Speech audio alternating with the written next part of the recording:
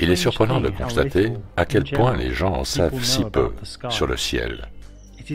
Le ciel est, dans toute la création, ce que la nature a fait de plus précisément orienté vers l'homme afin de le séduire, dans l'unique but de lui parler et de lui apprendre.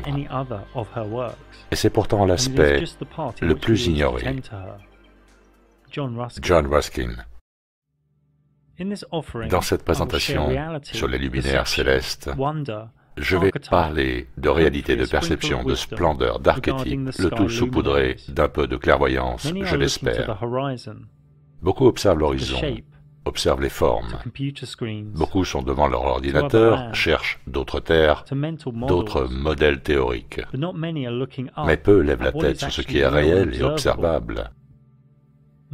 L'une des choses les plus remarquables dans le mystérium des luminaires est ce que l'on appelle le Soleil, une source sensationnelle et énigmatique de véritables cycles, de véritable énergie, de véritables merveilles. Il n'y a rien de nouveau sous le Soleil. La vérité est unique et éternelle. Le Soleil est l'émetteur central de chaleur et de lumière donnant la vie. Seul un idiot peut prétendre le connaître.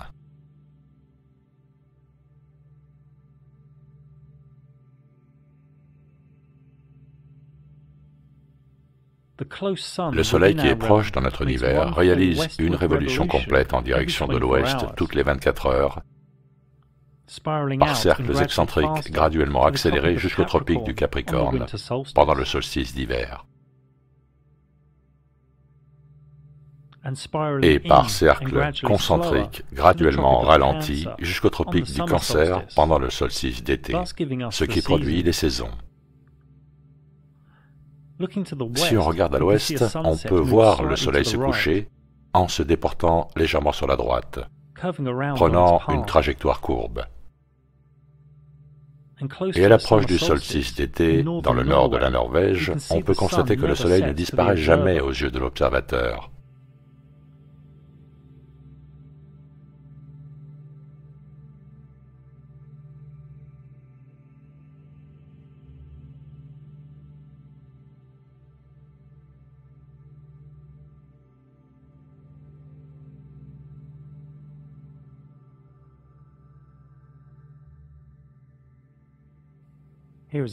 Voici une autre manière d'observer le solstice d'été au pôle Nord.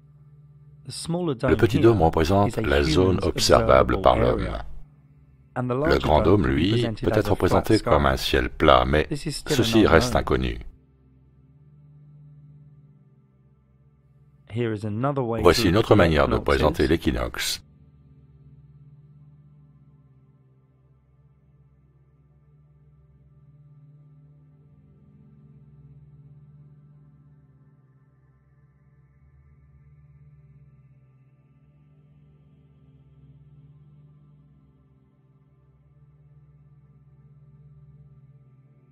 Ici, nous sommes à Tenerife en juin. L'image du haut représente ce que l'œil humain observe.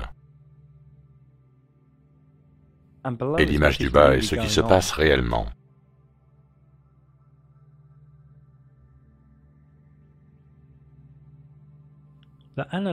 L'analème est la figure tracée dans le ciel par les différentes positions du Soleil relevées à une même heure et depuis un même lieu au cours d'une année calendaire. Celle-ci provient de Hong Kong dans l'hémisphère nord.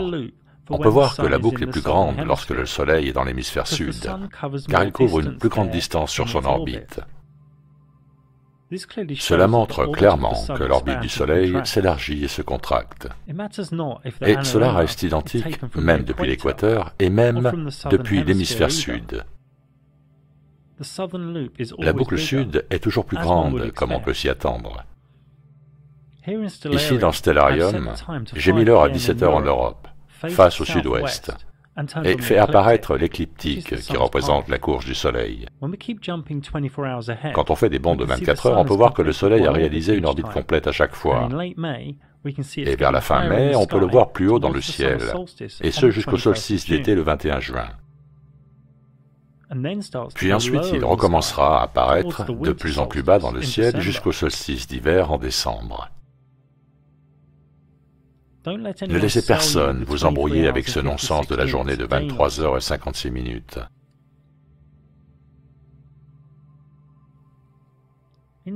Dans la vie réelle, comme on le voit dans Stellarium, nous ne pouvons voir qu'une partie du ciel de nuit. Quand nous bougeons, notre point de vue de l'horizon bouge avec nous. Par conséquent, cette fenêtre de visibilité se déplace avec nous. Nous savons que le ciel apparaît à l'œil comme un dôme, mais peut-être cela est dû à la perspective. Je veux dire, on a l'impression que le soleil monte ici et que les rails se rejoignent. Or, nous savons que ce n'est pas vrai. Le point de fuite de l'œil humain produit une réalité virtuelle pas toujours objective. Nous n'avons tout simplement pas encore découvert tous les mystères d'un ciel en forme de plan ou en forme de dôme. Tout ceci est nouveau. Ce réveil à cette véritable cosmologie ne remonte qu'à 2014, l'année où j'ai moi-même commencé à en parler publiquement. Il nous faut bien souvent prendre acte de ces mystères et les apprécier comme tels. Ici, le soleil pénètre le point de fuite de l'horizon, c'est donc le lever de soleil.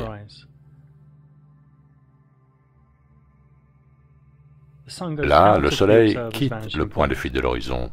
C'est donc le coucher de soleil. Si on s'élève en altitude, celui-ci réapparaît dans votre champ de vision car le point de vue s'est agrandi. Quand le soleil se couche au Japon, il est à son zénith à Madagascar et est aussi en train de se lever en Floride. Une trigonométrie approximative nous indique que le soleil se trouve entre 2000 et 4000 miles de la surface terrestre. Cela en considérant qu'il s'agit d'un objet agissant selon les règles acceptées de la physique, ce qui pourrait ne pas être le cas. Ces couchers et levées de soleil nous apparaissent souvent de tailles différentes. Cela est dû à l'une ou plusieurs des choses suivantes: la position de l'observateur, le relief terrestre, la température des océans, le brouillard atmosphérique et la température de l'atmosphère. Donc à quelle altitude se trouve notre Soleil? Nous avons des images évidentes de ce que l'on appelle en anglais les hotspots. Cette couche de ciel bleu est d'une épaisseur d'environ 15 km. Pourquoi est-elle bleue? Personne ne le sait réellement. Certains pensent que c'est un éparpillement de lumière, d'autres qu'il s'agit de gaz ionisé, d'autres encore de plasma. La réalité fait elle aussi partie de ce mystérium des luminaires. Le Soleil n'est pas éloigné de 150 millions de kilomètres. Si vous le croyez, alors vous êtes encore sous la programmation matricielle. Et il m'est même arrivé d'entendre des rumeurs comme quoi les adorateurs du Soleil s'aiment tellement qu'ils font des enfants et qu'ils confient ces mêmes enfants, leurs enfants, toute la semaine à des centres de programmation, mais ça, c'est pour une autre fois. Le Soleil n'a pas d'éruption, mais il comporte des taches solaires. Personne ne sait exactement ce qu'elles sont ou ce qui en est à l'origine. Mais elles nous aident à prouver que le Soleil au-dessus de nos têtes oscille, ce qui semble à l'observateur être une rotation. La lumière du Soleil produit en effet beaucoup d'effets irrationnels, quasiment impossibles à décrypter logiquement. Voici un modèle d'observation de l'impact de la lumière solaire projetée sur plusieurs mois.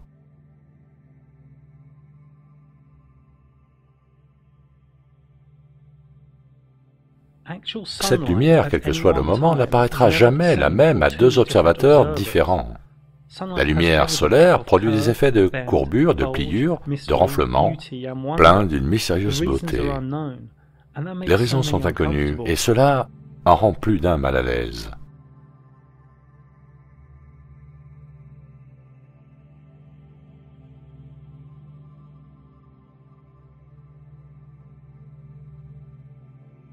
Nous ne savons même pas s'il s'agit vraiment d'un objet, mais nous savons qu'il est l'émetteur central de chaleur et de lumière donnant la vie. Pour moi, il s'agit probablement d'une conscience intelligente, possiblement à cheval sur deux réalités, quelque chose de très éloigné de notre faculté de compréhension globale, un chef-d'œuvre de géométrie réflexive, issu de la conscience spirituelle du mystérium des luminaires. Le soleil est vénéré et considéré depuis des lustres. Le calendrier aztèque en grès leur indique notre période actuelle comme étant celle du 5e soleil. Les Aztèques se considéraient comme le peuple du soleil, dont le devoir suprême était de lui faire des offrandes de sang. En Inde, à Odisha, le temple Karnak du soleil, qui date d'au moins 2000 ans avant l'ère chrétienne, dispose de cadrans solaires complexes et intriqués. Ces 24 roues, par une utilisation subtile de l'ombre de la lumière du soleil, permettent de mesurer la magnitude des différents cycles et unités de temps. Partout, à travers le monde, existent différents symboles du soleil et de nombreux temples alignés sur sa course, marquant le solstice et l'équinoxe. D'un point de vue astrologique, le soleil représente la personnalité de base de l'individu, l'ego, doté de vitalité. Il est au centre de la constellation du lion.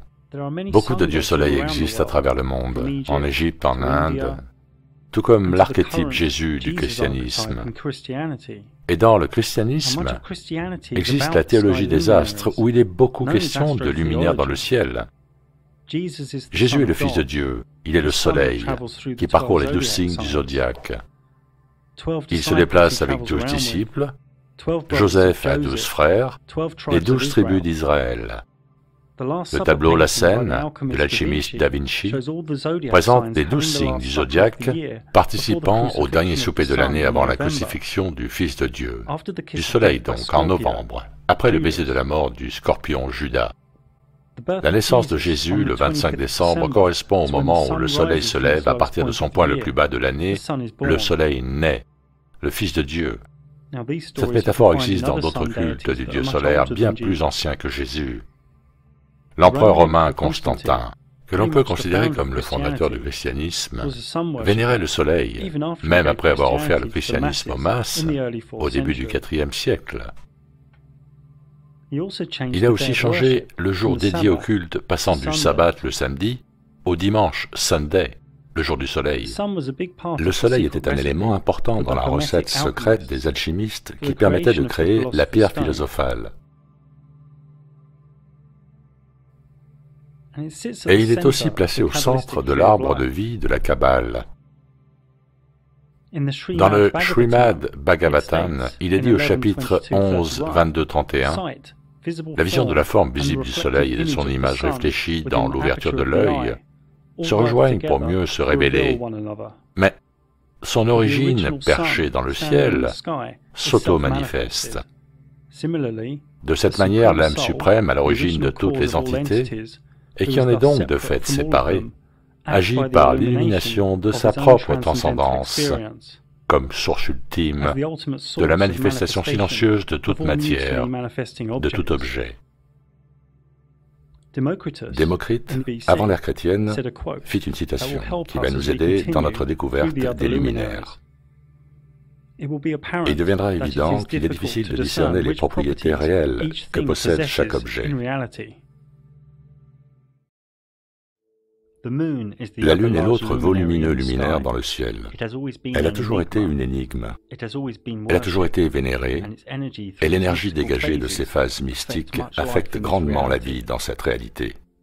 Un mystique dit une fois, « Regarde la Lune dans le ciel, pas celle qui se reflète sur le lac. » Un autre dit, « La Lune cache toutes les étoiles, sauf les plus brillantes. » Un taoïste dit également, la Lune n'engage pas le combat, elle n'attaque personne, elle ne s'inquiète pas, elle ne tente pas de s'imposer, elle garde son cap et pourtant, de par sa vraie nature, elle influence délicatement. La Lune est de la même taille et à la même distance que le Soleil et suit de près la course de celui-ci que l'on appelle l'écliptique. Il faut 24 heures et 51 minutes à la Lune pour effectuer une révolution complète au-dessus de nos têtes. Elle est donc plus lente que le Soleil. La Lune est toujours proche de l'écliptique, sur un spectre de 5 degrés au-dessus ou en dessous. Elle apparaît et disparaît, tout comme le Soleil le fait. La Lune croise l'écliptique du Soleil à peu près toutes les 2 semaines. Ces croisements sont appelés des nœuds lunaires. Si le croisement de l'écliptique se fait à la pleine lune, nous avons alors une éclipse lunaire. Si il se fait à la nouvelle lune, nous avons alors une éclipse solaire. Gardez ceci en mémoire pour plus tard. Il faut à la Lune 29 jours, 12 heures et 44 minutes pour compléter un mois lunaire ou un cycle lunaire. De la nouvelle Lune à la Lune croissante, puis la pleine Lune, puis la Lune décroissante et enfin retour à la nouvelle Lune.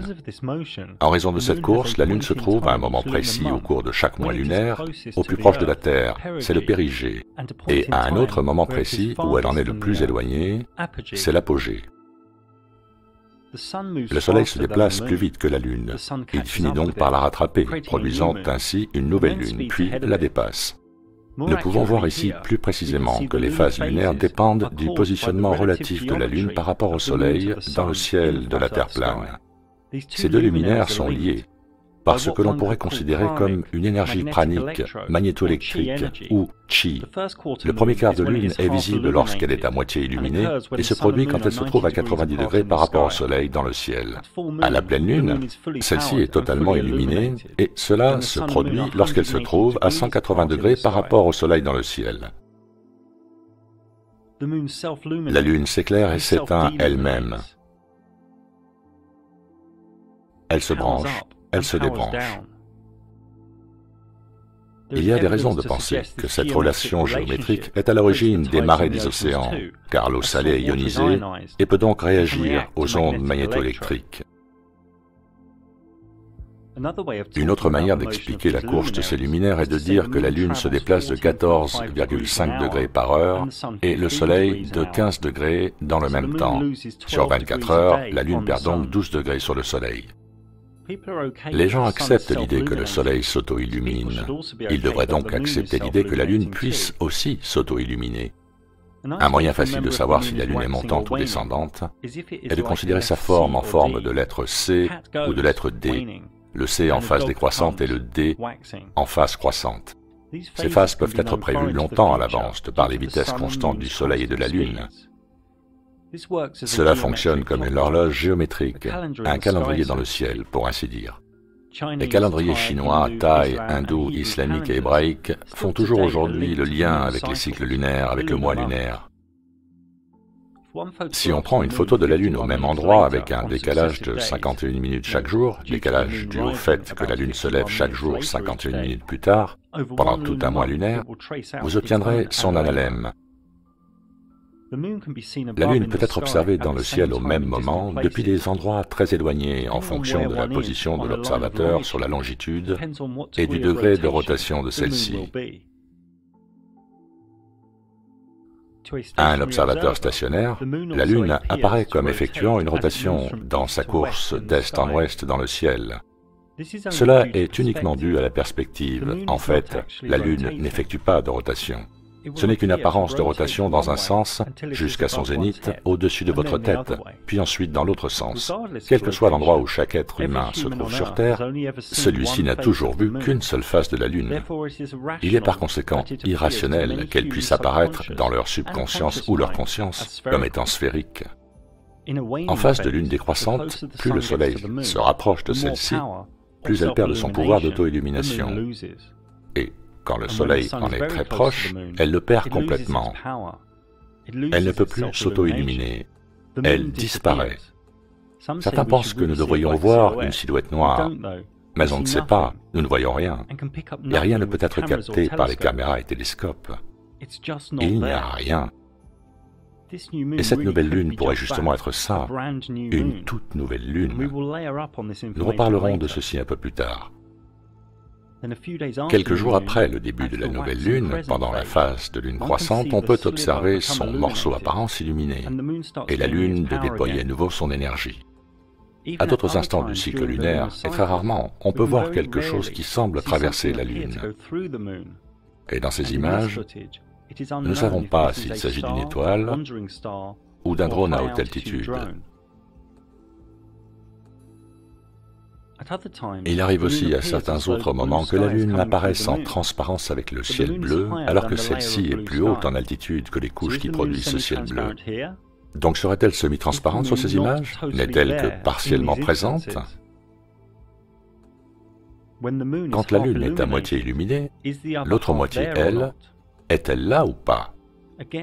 Le mystérium des luminaires ne nous a pas encore donné une réponse claire et précise jusqu'à présent. Nous ne savons pas, et nous devons continuer à creuser ce mystère. Nous ne savons pas ce qu'est la Lune.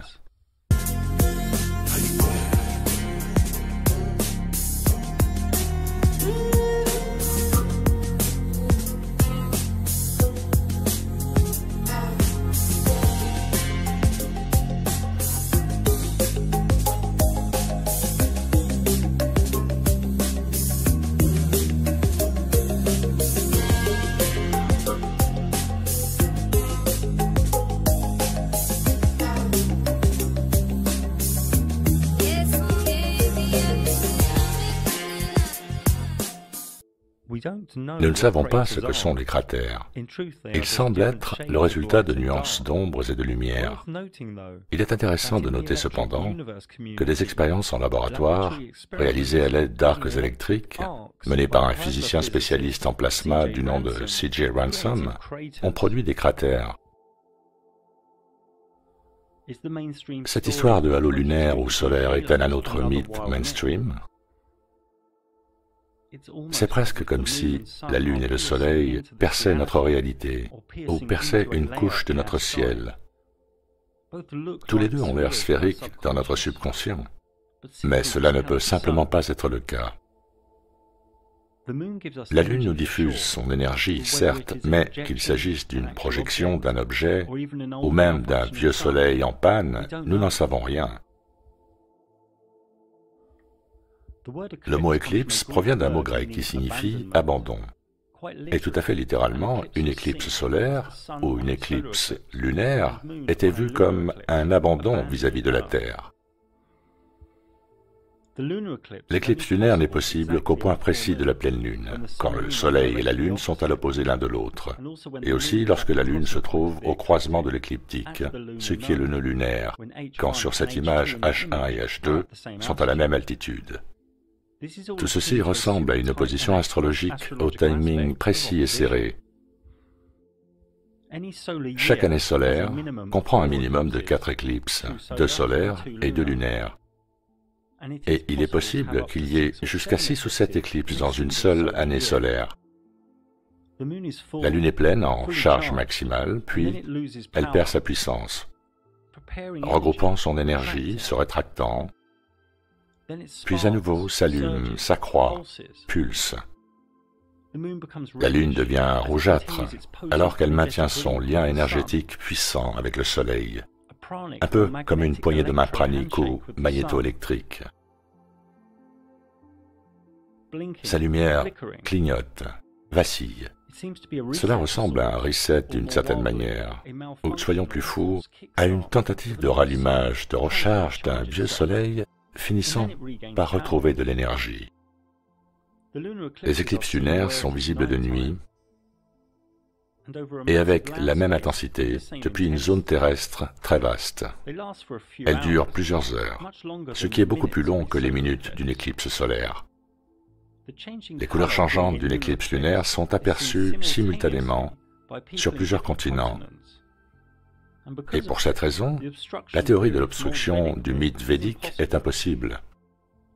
La théorie comme quoi cette obstruction est provoquée par un autre corps céleste tel que Rahu et Ketu, les planètes de l'ombre, Mount Meru, Soleil Noir ou Lilith, est facilement débunkable car elle ne serait visible que depuis une toute petite zone terrestre. Avec ce type d'éclipse lunaire, il faudrait que ce corps faisant obstacle soit immense, beaucoup plus grand que la Lune. L'éclipse solaire, elle, a toujours provoqué au cours de l'histoire des craintes, des superstitions, des légendes, des mythes. Encore de nos jours, une éclipse solaire est considérée dans de nombreuses cultures comme un mauvais présage.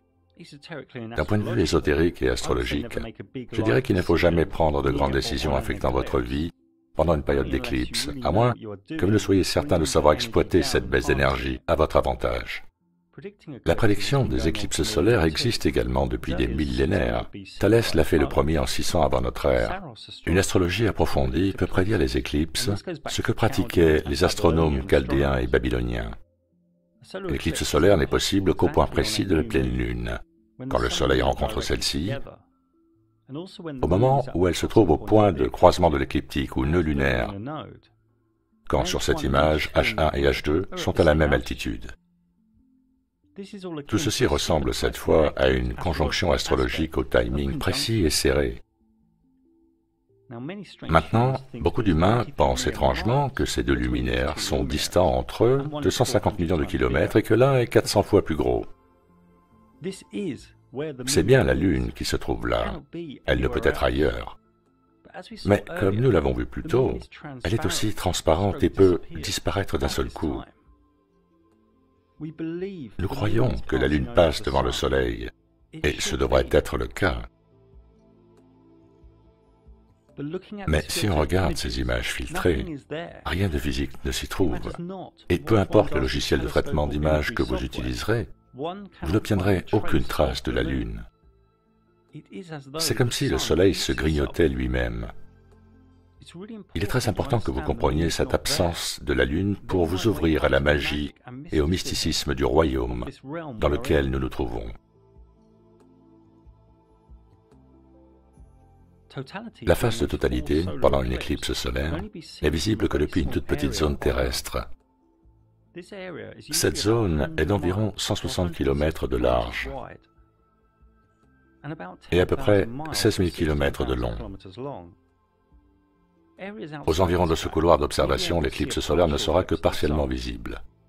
Ce couloir d'observation de la totalité est en fait un véritable indice de la Terre plane, dans la mesure où une ombre projetée ne peut être plus petite que l'objet qui la projette. Beaucoup pensent que Rahu, le luminaire sombre védique, recouvre le Soleil.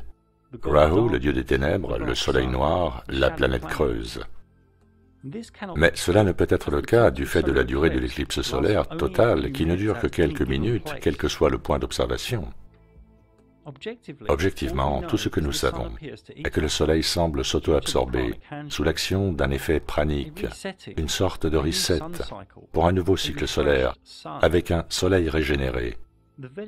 Les mythes védiques de Rahu et Ketu sont simplement des archétypes représentant les nœuds lunaires, des mythes qui sont expliqués en détail dans mon e-book sur la Lune. Il y a trois types d'éclipses solaires: partielle, annulaire et totale. La différence entre une éclipse totale et une éclipse annulaire permet de confirmer que la Lune se déplace en se rapprochant et en s'éloignant de nous, d'où le périgée et l'apogée. J'ai écrit une thèse dans mon e-book sur la Lune, sur la possibilité que celle-ci soit un vieux soleil en panne. Oubliez les vieux schémas et écoutez la logique. La Lune est de la même taille et à la même altitude que le Soleil. Elle se déplace sur une trajectoire presque identique à celle du Soleil. Elle est un peu plus lente que celui-ci. Son énergie et sa recharge sont directement liées à sa géométrie par rapport au Soleil. Et ces deux luminaires affectent toute forme de vie sur Terre. Tous les deux présentent des évidences de leurs propriétés magnétoélectriques. Il existe de nombreux anciens mythes dans lesquels, pour certains d'entre eux, nous nous trouvons. Par exemple, les Aztèques pensent que nous en sommes au 5e soleil. Vous trouverez dans mon e-book, qui, je le précise, est gratuit, de nombreux autres exemples de mythes, de légendes et de panthéons. La Lune est inondée de mystique, de superstition et d'ésotérisme. La nouvelle Lune est comme le départ d'une vague remplie de nouvelles intentions. La pleine Lune représente la fin de sa course. La Lune descendante figure le ressac de cette vague, donc le déclin. Une femme en bonne santé a un cycle menstruel calé sur la phase de pleine Lune ou de nouvelle Lune. Et d'un point de vue ésotérique, il est bien plus bénéfique d'entamer un jeûne les jours précédant la nouvelle Lune. À la pleine Lune, la glande pinéale est plus réceptive, le voile spirituel est donc, pour ainsi dire, plus fin.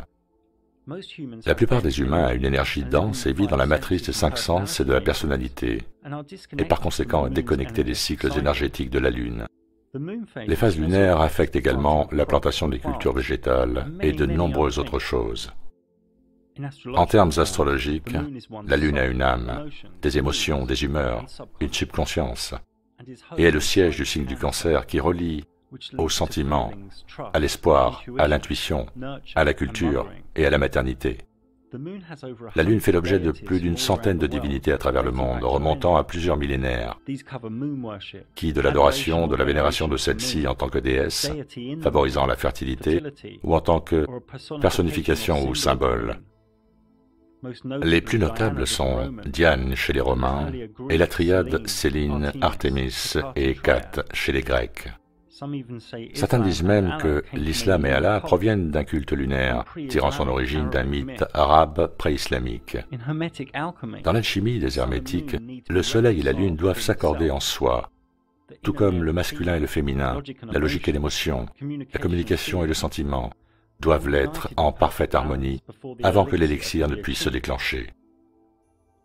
La lune est le 9e séphira violet dans la Kabbale et représente l'initiation et nombre d'autres choses. Dans l'Arabie ancienne, le cheminement de la lune au travers des 12 signes du zodiaque au cours d'une année lunaire était divisé en 28 maisons lunaires, chacune d'entre elles étant contrôlée par un esprit qui pouvait être invoqué à l'aide de talismans et d'amulettes. Quelle que soit cette maison, la magie bienveillante se pratiquait toujours en lune montante, tandis que la magie malveillante, elle, se pratiquait en lune descendante. Ce système était populaire pendant la Renaissance en Europe et on peut aujourd'hui encore constater qu'il était toujours pratiqué. Les charmes de la lune sont un mystère pour elle-même. Le mot planète vient du mot grec planétos, qui signifie étoile vagabonde. Les étoiles vagabondes représentent 8 luminaires spécifiques dans le ciel. De la gauche vers la droite, nous avons sur cette image Mercure, Vénus, Mars, Jupiter, Saturne, puis les moins visibles et plus lentes, Uranus, Neptune et Pluton. Les étoiles vagabondes sont comme une gamme d'énergie qui représente un éventail d'idées et d'archétypes constituant ainsi la racine de toutes les idées et archétypes, et une conception de l'univers que nous possédons également en nous, le microcosme dans le macrocosme, le macrocosme dans le microcosme. Ce qui est en bas est comme ce qui est en haut. Chacune de ces étoiles vagabondes est liée à certains symboles, mythes et divinités, comme nous allons le voir.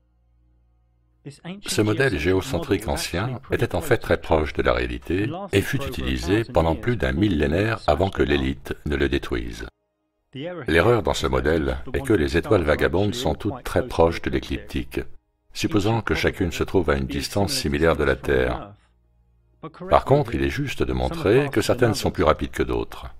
Il est également à noter que chacune d'entre elles a une couleur et un éclat uniques. Voici une autre manière un peu crue de modéliser l'esthétisme des étoiles vagabondes, toutes proches de l'écliptique. Notez ici que les vitesses ne sont pas les bonnes. Chaque étoile vagabonde a son propre mouvement rétrograde. Rétrograde est un terme utilisé pour décrire le phénomène de boucle que chacune d'elles effectue dans le ciel avant de reprendre sa course normale. Une célèbre description esthétique des étoiles vagabondes était celle de Ptolémée, qui mourut en l'an 160 de notre ère. Son modèle, aujourd'hui moqué par les masses, était en fait très proche de la réalité. Mais là aussi, elles sont proches de l'écliptique, avec moins de distance entre elles. Par conséquent, ces grandes orbites, ces grands cercles, ces écarts ne sont pas corrects. On ne voit pas non plus si ce mouvement rétrograde, cette boucle, se fait en changeant d'altitude ou simplement en restant à la même altitude. Il est important d'insister sur le fait que chacune de ces étoiles vagabondes a sa propre course, son propre cycle, complètement indépendant de tous les autres luminaires dans le ciel. Ces déplacements, quelle que soit leur description, forment toujours une géométrie harmonieuse. Nous y reviendrons un peu plus tard. On pourrait passer des heures sur chacune de ces étoiles vagabondes. Je vais passer quelques minutes à vous parler des caractéristiques propres de leur mouvement et de l'archétype de leur énergie, de leur force pranique. Mercure vient du latin Mercurius, qui signifie aussi mercredi. Donc Mercure représente les mercredis. Mercure n'est pas du tout ce que l'élite veut que vous pensiez. Un rocher sphérique en rotation distant de 70 millions de kilomètres, ça c'est du contrôle de masse.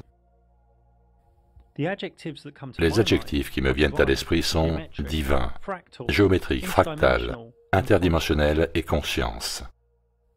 Mercure se déplace toujours à proximité du Soleil, et pour cette raison, elle est la plus difficile à observer à l'œil nu.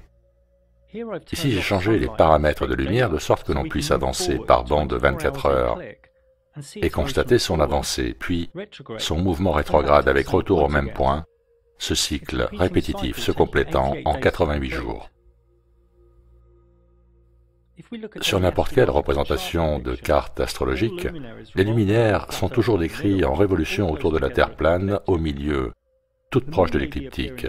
La Lune peut sembler aller vite ici, mais elle est plus lente que le Soleil et prend du retard toutes les 24 heures. Mercure reste proche du Soleil, le dépasse, puis rétrograde pour repasser derrière. Est-ce ainsi qu'elle orbite autour du Soleil? Est-ce une boucle, comme Ptolémée le pensait? Nous n'en sommes pas vraiment sûrs, mais c'est probable, au moins certaines fois, dû au fait qu'il arrive que Mercure, par moment, ne passe pas derrière, mais devant le Soleil. Et cela arrive 13 ou 14 fois par siècle, particularité connue sous le nom de transit de Mercure. Il vous faut des filtres spéciaux pour pouvoir l'observer, et cela vous démontrera à quel point les étoiles vagabondes sont petites. Le prochain transit de Mercure aura lieu en novembre 2019, puis en 2032. Cet événement dure à peu près 6 heures. Habituellement, Mercure passe derrière le Soleil, donc se passe-t-il la même chose qu'avec la Lune? Mercure disparaîtrait-elle à proximité du Soleil? Et qui pourrait dire qu'elle est vraiment là quand elle passe devant? Ce cercle noir pourrait bien être un effet pranique ou magnétoélectrique, similaire à une éclipse solaire. Il est dit que Mercure comporte des phases, tout comme la Lune, qui se déroulent pendant un long cycle de 88 jours. Ce graphique est sommaire, et cette boucle n'est pas une affirmation. Ce pourrait être une ligne droite ou une ellipse. Mais cela montre, comme avec la Lune, que le côté le plus proche du Soleil est auto-illuminé. Cela montre aussi que si la phase à 26% à gauche la fait apparaître plus grosse que la phase à 51% à droite, et si ces images sont fiables, cela suggère un changement d'altitude plus élevé dans sa boucle rétrograde. Du point de vue de l'astrologie, Mercure signifie l'esprit, l'apprentissage, la communication, la pensée, la logique, la raison et la connaissance. Mercure est au centre de la constellation de la Vierge, un signe de terre, l'énergie de l'intellectualisme, de la raison, du sens pratique, un éventail harmonieux et utile de services pour surmonter la matière. Elle est également au centre de la constellation des Gémeaux, signe d'air, l'énergie de l'information, de l'intelligence, du changement, de la parole, de la sociabilité, de la spontanéité, de la versatilité et de l'indécision. Le mouvement rétrograde de Mercure est le plus craint de toutes les autres étoiles vagabondes. En phase rétrograde, la puissance, la force de cet éventail d'énergie est affaiblie. Cet éventail se replie sur lui-même. Pendant cette phase, l'électrique peut surjouer. Les échanges et les contrats peuvent être retardés ou comporter des malentendus. C'est un moment pour la reconsidération, mais pas pour le démarrage de nouveaux projets ni pour la signature de nouveaux contrats, l'achat de nouvelles fournitures électriques, de propriétés ou de véhicules. La plupart des divinités et archétypes notables sont reliés à Mercure par les dieux romains du commerce, de l'échange et du profit, et également par Hermès, le dieu grec de l'alchimie, né de Thoth, le dieu égyptien de l'écriture, de la connaissance et de la table d'émeraude. Dans la Kabbale, Mercure est le 8e séphira, et elle est encore liée à de nombreuses autres choses. Vénus vient du mot latin Veneris, qui signifie vendredi. Vénus est loin d'être ce que le prof de sciences de votre école locale pense.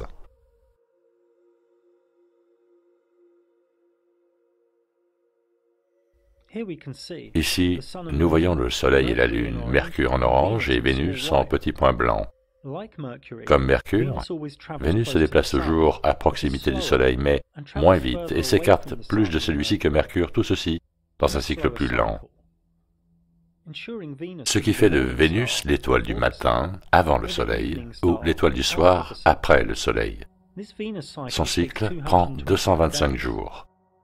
Vue à l'œil nu, Vénus ne semble pas scintiller, mais plutôt briller d'un éclat argenté régulier, en faisant le deuxième luminaire le plus brillant du ciel nocturne après la Lune.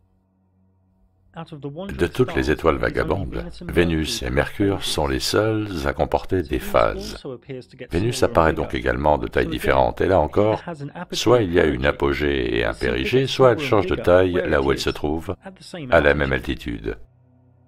Nous avons ici quelques termes ésotériques associés aux différentes phases de Vénus, appelés cycles interlopes.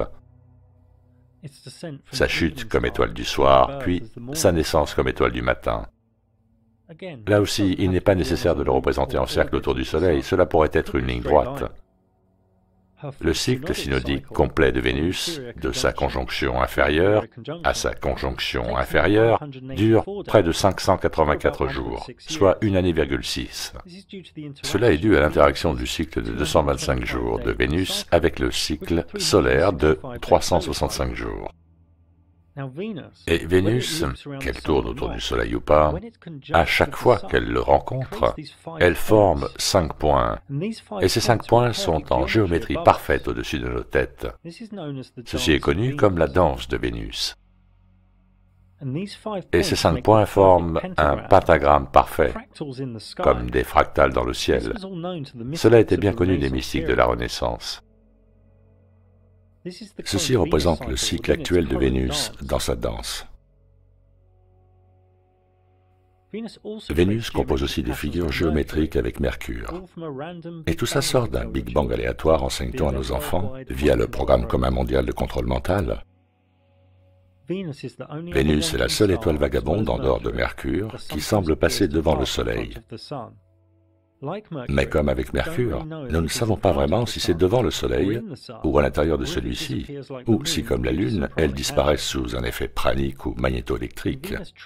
Le transit de Vénus est plus rare cependant, avec au catalogue un schéma de récurrence de 8 ans, puis de 105,5 années, puis de 8 ans à nouveau, puis de 121,5 années. Un exemple de ce schéma se trouve dans les transits de 1874, de 1882, puis de 2004 et 2012. Notez que Vénus apparaît plus grosse que Mercure lorsqu'elle passe devant le Soleil.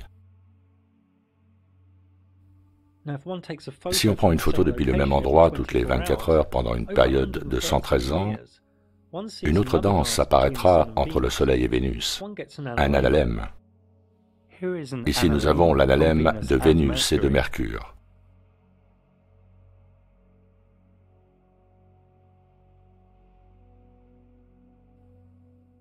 On peut prétendre que toutes les deux sont en orbite autour du Soleil.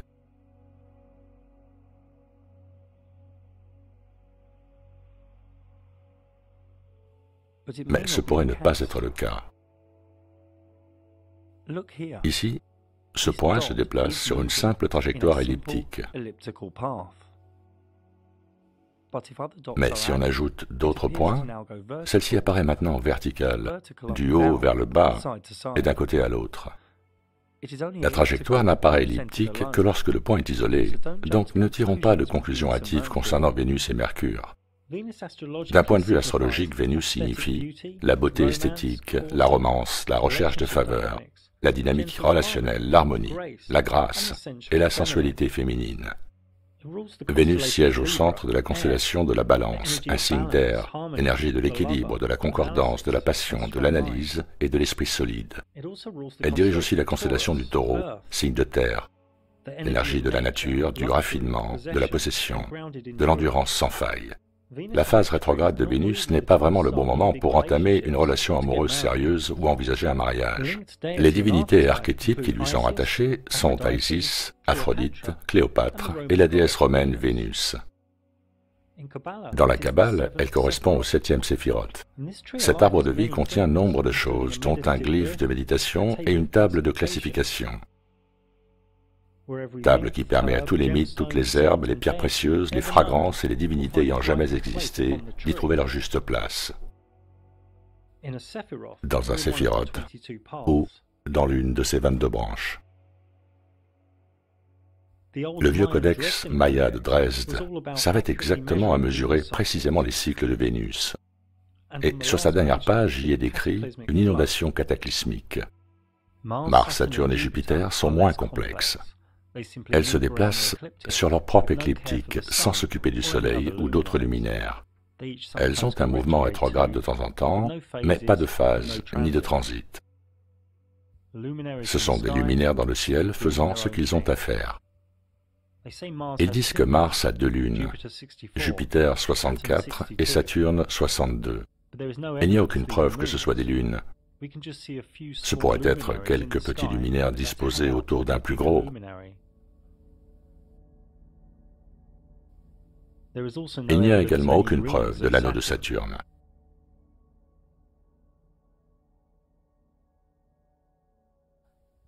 Cette animation devrait maintenant vous être plus familière. Vénus, Mars, Saturne et Jupiter ont été ajoutés, et à chaque clic, elles se déplacent de 72 heures. Il faut 687 jours à Mars pour compléter son cycle, 12 années à Jupiter et 29 ans à Saturne. Si vous ne comprenez pas cette animation, ne vous inquiétez pas, nous y reviendrons plus tard. Là encore, du fait de leur mouvement rétrograde, ces étoiles vagabondes produisent de nombreux schémas géométriques. Mars est au centre du Scorpion et du Bélier et représente l'énergie de l'intrépide guerrier, de la force, de l'action, de la destruction, le principe masculin, et est lié au dieu de la guerre. Jupiter dirige le Sagittaire et le Poisson. C'est l'énergie de l'expansion, du voyage, de la foi, de la prospérité, de la clémence, de la chance, et est lié aux divinités de la justice et aux rois. Saturne dirige le Capricorne et le Verseau. C'est l'énergie de la restriction, de la limitation, de la discipline, de la solitude, de la structure, et est lié aux divinités de la moisson. Beaucoup sont effrayés par l'archétype de Saturne qui mange des enfants. Cette métaphore signifie sa lenteur à réaliser son cycle, et quand elle revient à son point de départ, on n'est plus un enfant. Mais ne doutons pas que les élites actuelles aiment bien croquer le chérubin quand elles se réunissent entre elles. Dans la Kabbale, Mars est le 5e séphiroth, Jupiter le 4e et Saturne le 3e.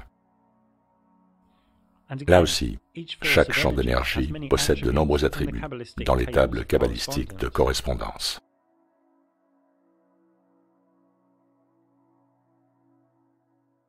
Je suis de la vieille école. Uranus, Neptune et Pluton ne m'intéressent pas tant que ça. Elles sont très lentes et si peu lumineuses, et elles ne furent découvertes qu'au cours des siècles derniers. Ils nous disent qu'Uranus a 27 lunes, Neptune 13 et Pluton 5. À nouveau, ce sont de minuscules lumières dans le ciel qui flânent, probablement. Ces 3 générateurs de force se déplacent simplement autour de l'écliptique, très lentement. 87 ans pour Uranus, 165 ans pour Neptune et 248 ans pour Pluton leur sont respectivement nécessaires pour accomplir leur orbite complète de l'écliptique, pour revenir à leur point de départ. Dans la matrice, on les appelle les planètes lointaines, mais elles ne sont en fait que moins lumineuses et plus lentes, et aucune preuve n'indique qu'elles sont éloignées. Leur mouvement rétrograde produira sur des dizaines de milliers d'années leur propre forme géométrique, leur propre danse. Uranus représente l'énergie de la rébellion, du changement, de la liberté, de la révolution, de l'éveil. Neptune, celle des rêves, de la conscience mystique et de l'idéalisme. Pluton définit l'énergie des forces de la subconscience, de la mort et de la renaissance, du pouvoir, de l'obsession et de la vérité. Il existe tout un ensemble géométrique dans notre ciel, issu des différentes combinaisons produites par le vagabondage de ces étoiles, mais aucune preuve de l'existence de sphères, de rochers, de géantes gazeuses, d'années-lumière ou de quoi que ce soit d'autre sorti de la propagande officielle. Les étoiles vagabondes sont pour chacune d'entre elles de magnifiques et irradiants champs d'énergie, dépositaires de la psyché humaine et de ses archétypes subconscients. Elles font l'objet de nombreuses tables de classification et d'attributs.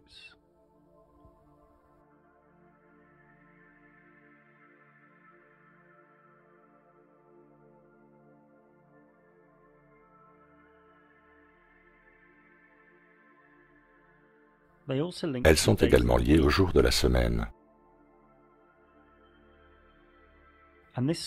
Et cette étoile montre dans quel ordre.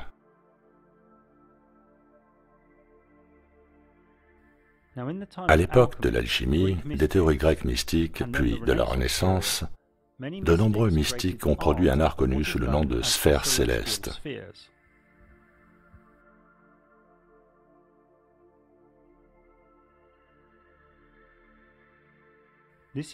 Il ne s'agit pas ici de qualifier les étoiles vagabondes de sphères, ni même d'indiquer leur distance ou leur ordre physique.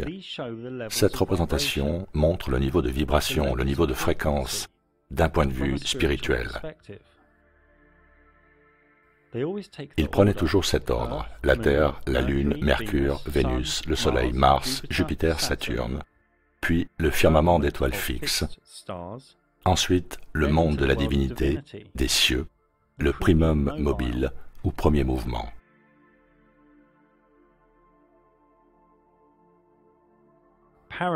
Le paradis, l'infini. Beaucoup évoquent l'idée d'un conseil des dieux y résidant, composé de chacun des dieux des sphères célestes et de chacun des dieux des étoiles vagabondes. Au travers des sphères célestes, jusqu'au paradis. Même Dante l'évoquait dans sa cosmologie.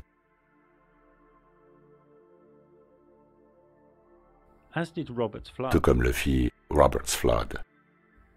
Mais qu'est-ce que tout ceci signifie réellement? Eh bien, tout est dans la Kabbale. Le voyage intracorporel de l'âme vers le divin pendant la même incarnation, qui commence au 10, les 4 éléments sur Terre, jusqu'au 1, la divinité. Dans la Kabbale, les étoiles vagabondes que l'on peut voir de nos yeux, par exemple Jupiter, auront l'une de leurs branches plus dense. Il y a 3 autres niveaux spirituels de vibration pour chaque étoile vagabonde que l'œil ne peut pas voir. La Kabbale utilise ces énergies comme un portique d'escalade et une feuille de route, pour ainsi dire. Nombre d'entre vous, par manque d'information, la craignent et la considèrent mauvaise. Mais la Kabbale et son rayonnement d'énergie, dans ce royaume, n'est ni bonne ni mauvaise, elle est simplement. La clé est uniquement le niveau de pureté de chacun. J'ai développé ceci dans un livre que j'ai écrit il y a maintenant 10 ans. Cornelius Agrippa était un théologien allemand et un chrétien mystique. Il a écrit l'Arbatel au début du XVIe siècle, et dans son système, il créa une manière ingénieuse et divine d'utiliser les heures et les jours planétaires les plus en communion avec les forces divines de chacune des sphères célestes, de chacune des 7 étoiles vagabondes sacrées, ce que l'on appelait aussi les esprits olympiques de la Grèce antique. Ceci n'est qu'un élément, n'est que l'un des aspects fragmentés de son pouvoir. L'Arbatel nous dit que les esprits olympiques, c'est-à-dire les dieux qui dirigent ces étoiles vagabondes, résident dans le firmament, qui est la zone, la région de l'espace qui contient toutes les étoiles. Le rôle de ces dieux est d'annoncer les destinées selon la volonté de Dieu. Le truc ici n'est pas de vénérer les esprits olympiques, mais d'en former l'équilibre en soi, puis de trouver l'unité avec le Dieu qui s'exprime au travers de ces 7 vecteurs. Dans le grand livre Corpus Hermeticum, il est dit dans le livre du Sermon sacré, « Et les dieux étaient vus comme l'idée qu'ils se représentaient des étoiles chargées de tous leurs indices, chacune d'entre elles numérotée avec un dieu en leur sein. » Puis encore, le paradis était vu dans la représentation des 7 cercles. Ces dieux étaient visibles sous forme d'étoiles, chargées de tous leurs indices, pendant que la nature a en elle le pouvoir de mettre ses membres en accord avec les dieux qu'elle possède. Et que la périphérie de ce paradis tournoie dans une course cyclique, née du souffle de Dieu. En ce qui me concerne, je pense que l'une des raisons du contrôle mental et de la fausse cosmologie mise en place par la NASA est qu'ils ne veulent absolument pas que nous sachions ce genre de choses. Ils ont même toute une batterie de soi-disant truthers, spiritualistes, religieux et autres New Age people pour contrecarrer cette information. Tous tremblants de peur, incapables de recherches objectives. Car voyez-vous, si ce royaume magique dans lequel nous évoluons était compris par les masses, tout leur système de contrôle, de convoitise, d'égoïsme, basé sur le physique, s'écroulerait en un rien de temps. Donc ils dépensent des milliards de dollars pour tout ramener à cela, au matériel. Ils nous cachent la divinité, de toutes les manières possibles.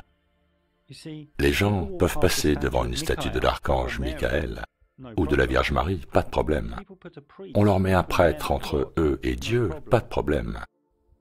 Mais allez leur parler des dieux, des sphères célestes, des esprits olympiques, et ils vont flipper. Le niveau de conditionnement est bien au-delà de ce qui est rationnel. Et d'après vous, quelle est l'origine des 5 anneaux olympiques? Une couverture d'étoiles fixes, qui toutes bougent à l'unisson, comme une seule, sans aucun indice d'effet parallaxe. Il est probable que toutes les étoiles fixes de cette couverture se tiennent à la même altitude, et à une altitude plus élevée que celle des étoiles vagabondes. Probablement quelque part entre 3000 et 4000 miles au-dessus de la Terre. Il y a environ 10 000 étoiles visibles par l'homme à l'œil nu. Mais à cause du point de fuite de l'horizon de l'œil humain, on peut à peine en voir la moitié depuis son point d'observation. Avant d'aborder la vitesse, le mouvement, le schéma et le mystère de cette couverture d'étoiles, regardons de près ce qu'elle pourrait être. Que sont réellement les étoiles? Nous ne disposons pas du terme correct dans notre vocabulaire.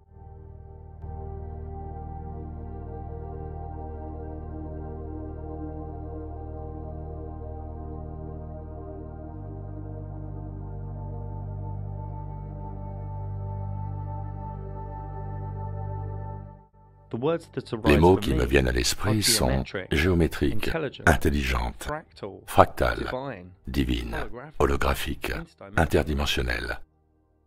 Certaines ont même l'air de diamants. D'autres sont creuses.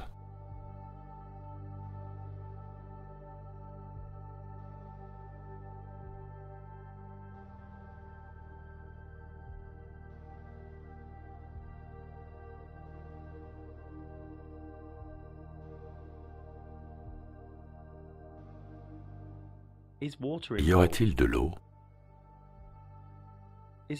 Serait-ce de la sololuminescence, effet produit par des ondes liquides à haute fréquence créant une bulle qui implose en lumière? Ou est-ce de la cymatique? Ce langage de la fréquence de résonance.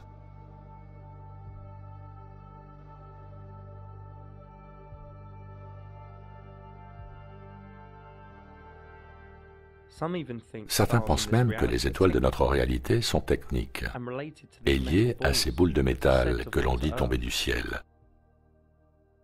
Si l'on zoome au-delà d'une étoile et que l'on augmente la luminosité, celle-ci apparaît à l'œil comme dentelée, comme une boursouflure du firmament.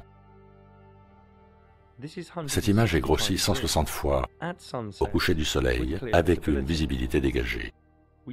Nous sommes juste ignorants du mystérium des luminaires qui nous est masqué.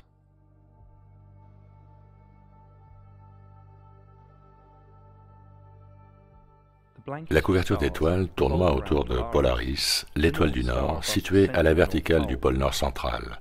Nous pouvons le constater à travers des time-lapses, jour après jour, excluant ainsi toute possibilité de mouvement terrestre.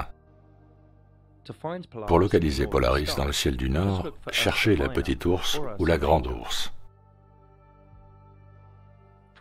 Depuis Chicago, en regardant vers le nord, on voit les étoiles tourner autour de Polaris, également depuis Paris.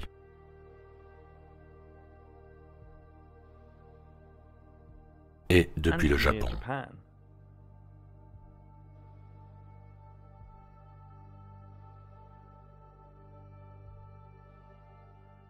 Nous sommes ici dans le sud de l'Espagne.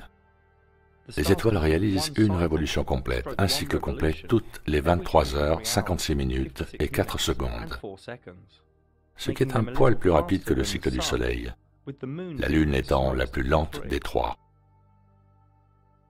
Voici une vue en mode macro de ce que représente le cheminement des étoiles de la partie nord.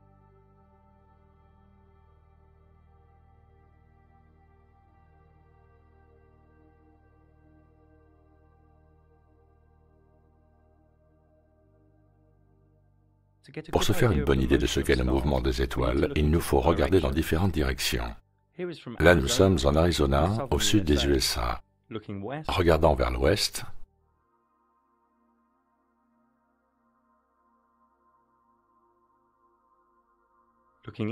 puis regardant vers l'est,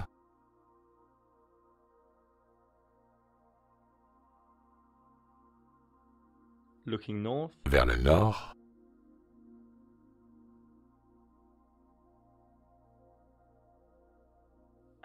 et vers le sud.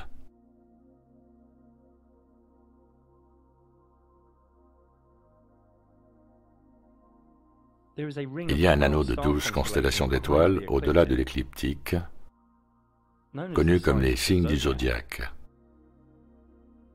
Et que l'on soit à Chicago, dans le nord du Mexique,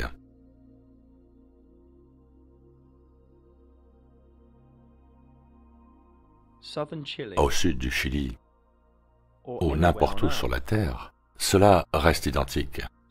Donc si on divise l'écliptique circulaire de 360 degrés en 12 sections, on aura 12 sections de 30 degrés, chacun représentant un signe du zodiaque, qui tous effectuent une révolution complète au-dessus de nos têtes en 23 heures, 56 minutes et 4 secondes. Ces constellations apparaissent à l'envers à ceux qui se trouvent dans l'hémisphère sud, comme on peut le voir sur cette image.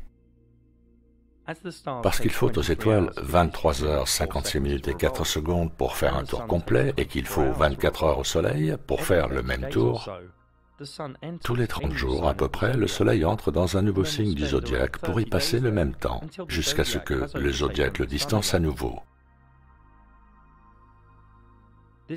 On peut voir ce phénomène ici également, où le zodiaque et ses 12 signes sont représentés par l'anneau extérieur. On va d'abord avancer de 2 heures par clic. Et si on avance de 10 jours par clic, on voit le zodiaque faisant la course en tête. Par conséquent, sur une année solaire complète, le Soleil aura parcouru les 12 signes du zodiaque.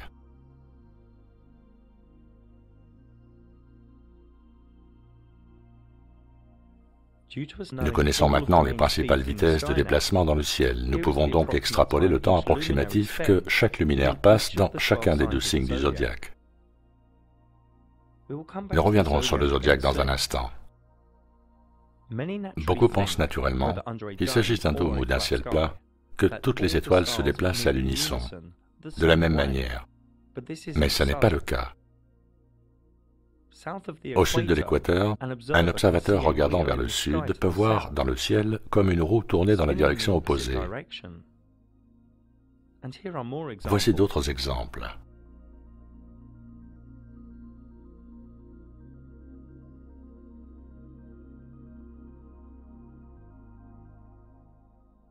Ok, pour prendre nos marques, observons le ciel depuis un même endroit, ici, la Nouvelle-Galles du Sud en Australie. D'abord en regardant vers l'ouest.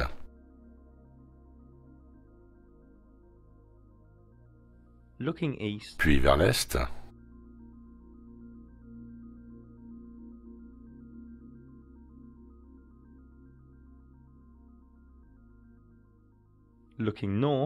Puis vers le nord, où Polaris n'est pas visible puisqu'au-delà du point de fuite de l'horizon de l'observateur,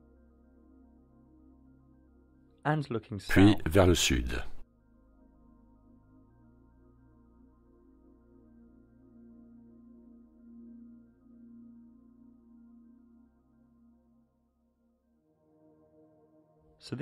La roue que nous observons au sud est intéressante pour 2 raisons. La première est l'apparition de fractales, si des photos sont prises en time-lapse à intervalles différents. Dans ce genre. Et la deuxième, parce que depuis 3 endroits différents sur Terre, on peut observer dans le ciel exactement la même roue au sud. Je répète, notre ciel pourrait être plat ou en forme de dôme, mais observer 3 fois la même roue, identique dans le ciel du sud, reste actuellement totalement inexpliqué par la logique de ce royaume que nous avons pu comprendre à ce jour. Certains pensent qu'il s'agit d'une réflexion dupliquée, que les étoiles dans la partie nord sont en réfraction ou en réflexion de manière déformée. D'autres parlent de perspective. Mais ce qui est très intéressant et pertinent est qu'il faudra aussi, à cette roue du Sud, 23 heures, 56 minutes et 4 secondes pour effectuer sa révolution.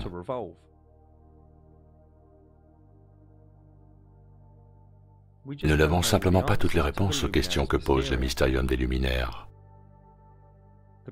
La précession des équinoxes est un véritable phénomène. Au bout de 26 000 ans, l'ensemble de cette couverture d'étoiles aura très légèrement oscillé afin d'assurer, au point central précis de rotation au-dessus du pôle nord céleste, le point vernal, un lent mouvement en cercle réduit. Ceci est connu comme la grande année platonicienne. Si on se positionne le plus au nord possible et qu'on le regarde Polaris avec la grille équatoriale appliquée, on voit qu'elle est au centre. Maintenant, si on applique la grille azimutale, on voit que Polaris est excentré. Et si on avance dans le temps par tranche de 2000 ans, toute la couverture d'étoiles bouge sensiblement.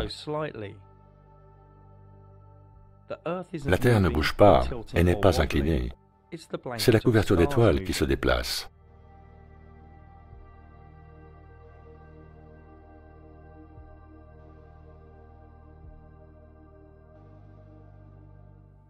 Ce déplacement dans le ciel est très lent, 1 degré tous les 72 ans, donc 360 degrés, une révolution complète, tous les 26 000 ans. Le mouvement de cette couverture ressemble à ceci. Les signes du zodiaque se déplacent dans une direction le long de l'écliptique, mais le mouvement d'oscillation se fait dans l'autre sens, d'où le nom de précession des équinoxes.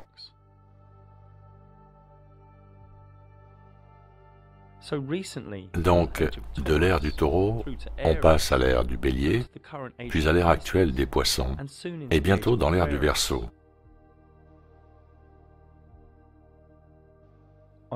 À chaque équinoxe de printemps, le soleil se lève à l'est avec l'ère en cours juste derrière.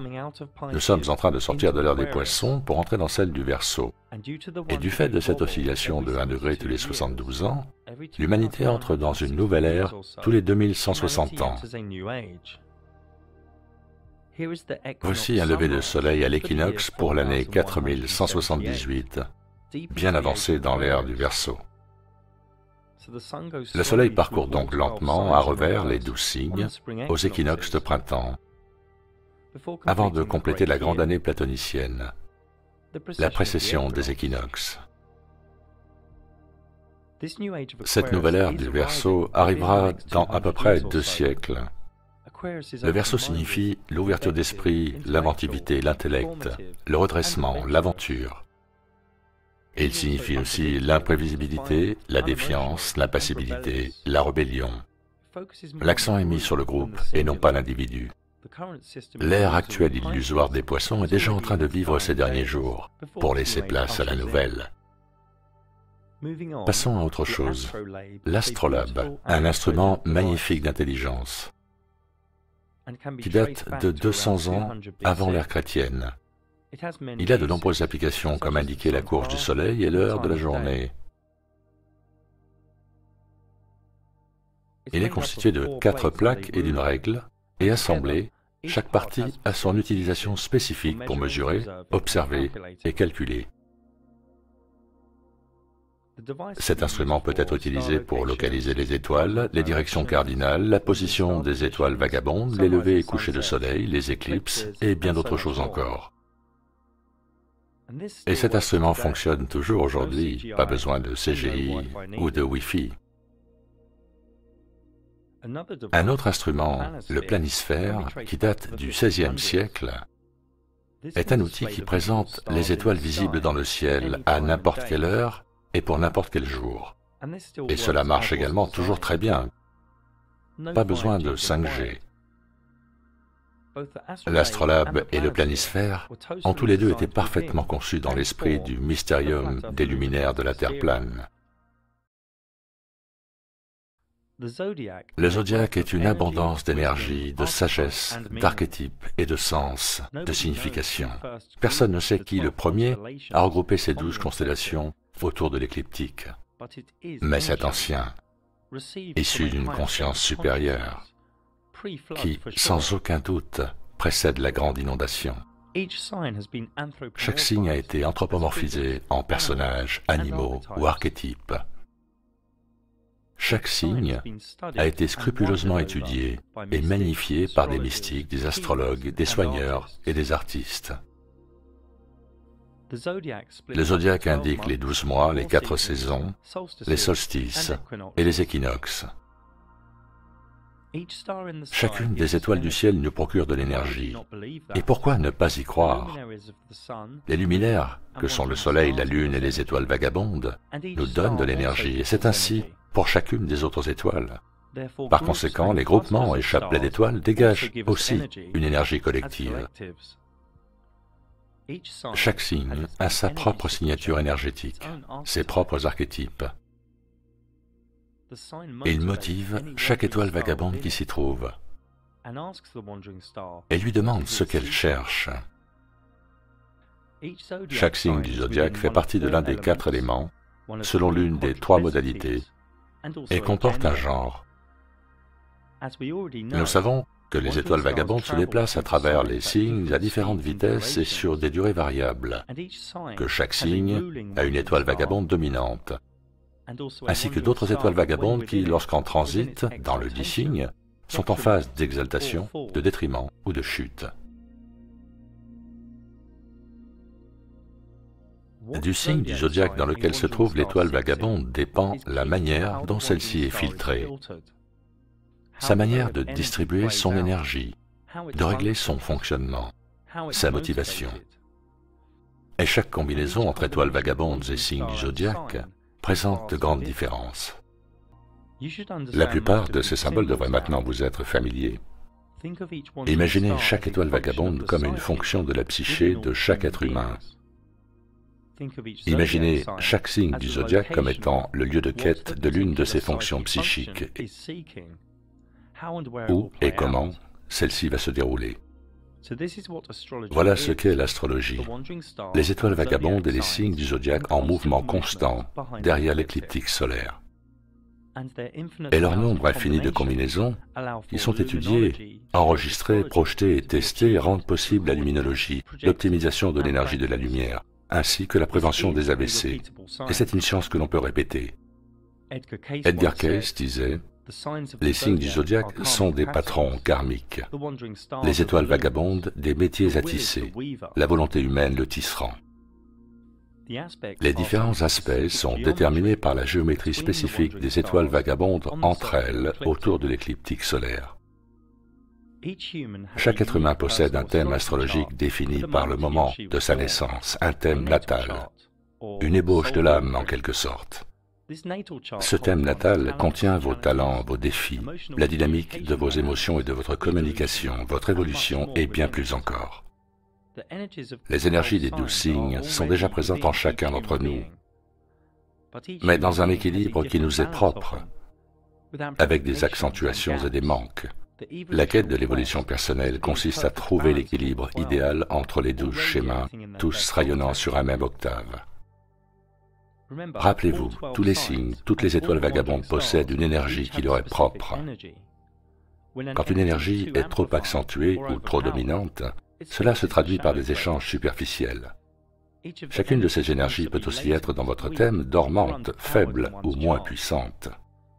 Le thème natal est véritablement une carte de la connaissance de soi.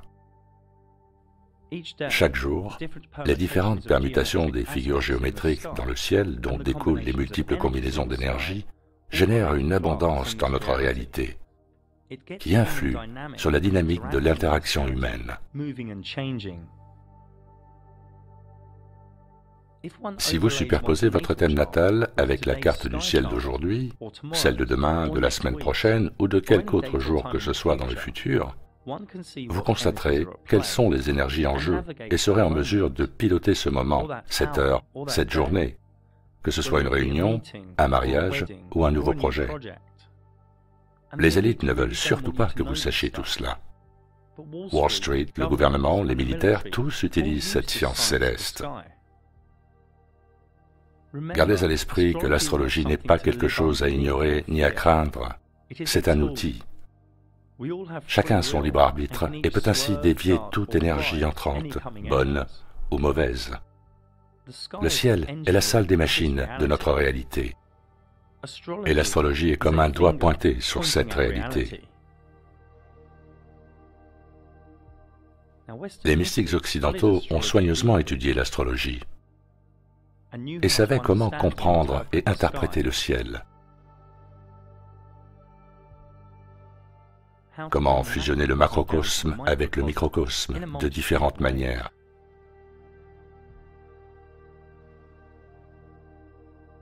De nombreuses écoles d'auto-initiation au mystère conduisaient une expérience où, pendant une phase de rêve intense ou d'état altéré, toutes les étoiles devenaient personnelles. Et l'initié se réveillait en sursaut, changé, sa fréquence de vibration plus élevée. Vous pourriez penser que c'est absurde, mais c'est bien réel. Les signes du zodiaque sont aussi reliés au tarot, les arcanes majeurs. Et à chaque signe, 3 arcanes mineures sont assignés.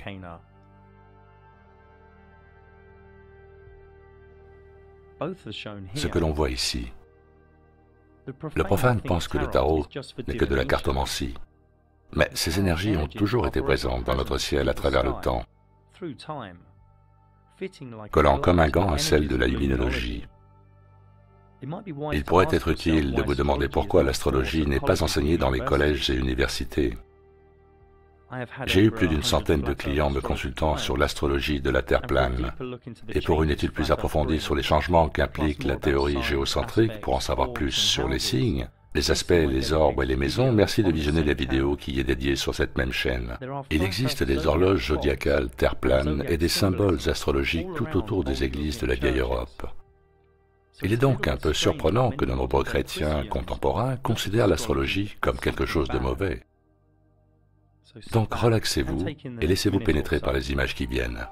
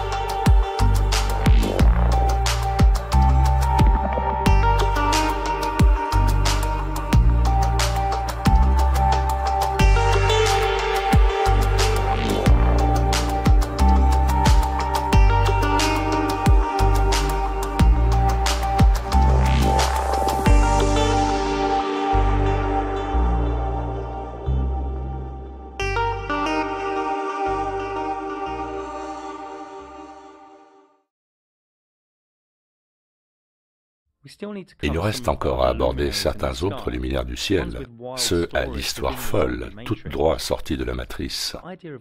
L'idée de galaxie est débile, ce n'est juste qu'un luminaire dans le ciel. Voici ce qu'ils appellent Andromède. L'idée du trou noir est également stupide. C'est juste un autre luminaire qui pulse dans le ciel.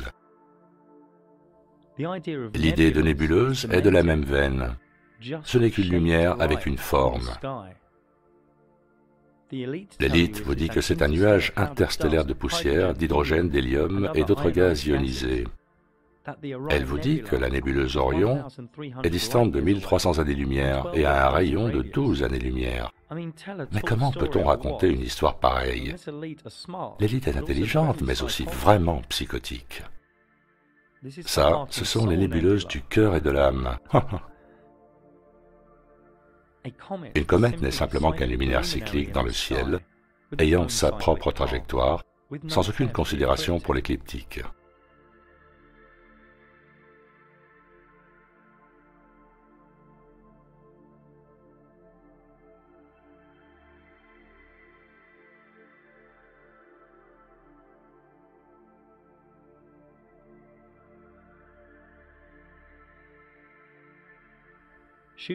Les étoiles filantes ne sont que des lumières qui traversent le ciel, en apparence de façon aléatoire, mais souvent de manière synchronisée.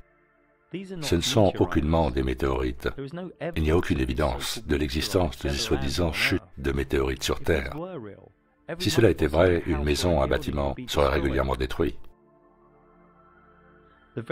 Les très rares et très douteux articles du Smithsonian Institute, que j'ai déjà abordés dans mon travail, et d'autres organes de presse mainstream ne nous donnent aucune preuve sérieuse.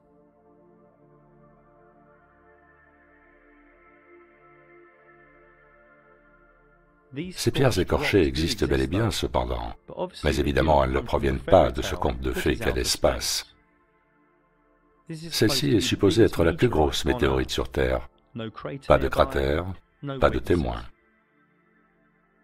Pour nous égarer un peu plus, ceci a un cratère géant, probablement un énorme trou naturel, ou alors le résultat d'une ancienne technologie. Nous ne sommes sûrs de rien. Mais nous savons qu'il ne s'agit pas d'un morceau de rocher qui s'est vaporisé à l'impact. Tout comme nous savons qu'une boule de feu qui laisse ce genre de marque sur le sol n'est pas rationnelle. Vous trouverez plus d'infos sur l'arnaque des météorites et des cratères en visionnant mon documentaire The Edge of Awakening. En ce qui concerne les pluies de météores, ce sont des éclats délicats de lumière qui se produisent en groupe. La pluie de météorites des Perséides en août en est l'exemple le plus lumineux. Cette zone d'étoiles denses et nébuleuses dans le ciel, connue comme la Voie lactée, n'a pas toujours été nommée ainsi. On l'appelait le Grand Rift, ou le Rift sombre, dans différentes parties du monde. J'ai réalisé un documentaire sur les anciens mythes et savoirs sur cette partie des luminaires dans notre ciel. N'hésitez pas à le visionner.